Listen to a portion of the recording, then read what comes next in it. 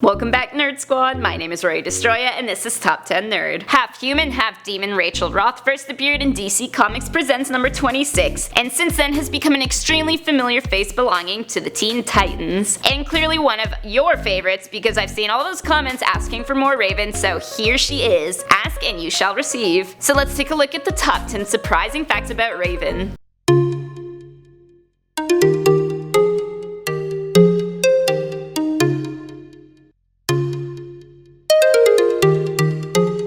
In the number 10 spot, we have her name. Raven is a pretty basic name, but it wasn't just pulled out of nowhere. According to creator Marv Wolfman, the name Raven came from a character in a comic strip called The Unexplained that he had worked on together with Ross Andru and Mark Esposito. In the comic, there was a lead character named Raven Winters. Winters went on to become the last name of Baron Winters, who appeared in the new Teen Titans, and Raven became Raven. Coming in at number 9, nobody really liked her at first. Hard to imagine, I know. It was apparently Len Wein's idea to put a mystical character in Teen Titans, a decision which drew some groans from the staff responsible for it. Artist George Perez was embarrassed to be working on Teen Titans to begin with, and Marv Wolfman had never really enjoyed mystic characters. It wasn't until Perez put a face and body to the character that Marv finally said, okay, now I can get with the program a bit here. Next at number 8, we got her and Beast Boy. Raven and Beast Boy's relationship in the animated series has garnered almost as much attention as Starfire and Dick Grayson. Almost. The relationship takes on a different tough love dynamic though, one of getting on each other's nerves constantly but always having each other's backs. This is because they were originally written as a married couple by Titans head David Slack, although the producers initially wanted to put a halt on the romance between the two. Party poopers. In the number 7 spot is her chakra. You most likely have noticed the red gem located on Raven's forehead. It's not just to look pretty, this is called her chakra, and the chakra serves the purpose of helping Raven control the darker side of her soul self and keep her from turning evil, although I can't say it's worked 100% of the time. Similar stones are used in real life, Raven's in particular being the third eye or 6th chakra. In real life, the 6th chakra is actually a deep indigo or purple and used to evoke intuition and extrasensory perception. Coming in at number 6, she is a wedding crasher. Like I just said, Raven hasn't been the best about staying on the good side all the time. At one point, her evil conscience took over and she went so far as to crash Starfire and Robin's wedding, all to implant seeds of her father Trigon. Sounds a little creepy. She managed to implant one in Starfire, but it turned out to be the seed of her good conscience. So she messed up on that part, but she still ruins the wedding, causing Starfire to flee and the Teen Titans to have to take Raven down. Next up at number 5, she is multilingual. As she's been constantly searching for her place in the world, Raven has done her fair share of traveling and has been exposed to many different cultures, so this would explain why she's managed to pick up the ability to speak so many languages. She can't just learn them through kissing like a certain other Titan. Raven is fluent in Latin, English, German, Romanian, Sanskrit, and even ancient Sumerian. And here I was struggling to make it past grade 9 French. C'est la vie. Up next at number 4, we got her other relationship. Someone's having a good time.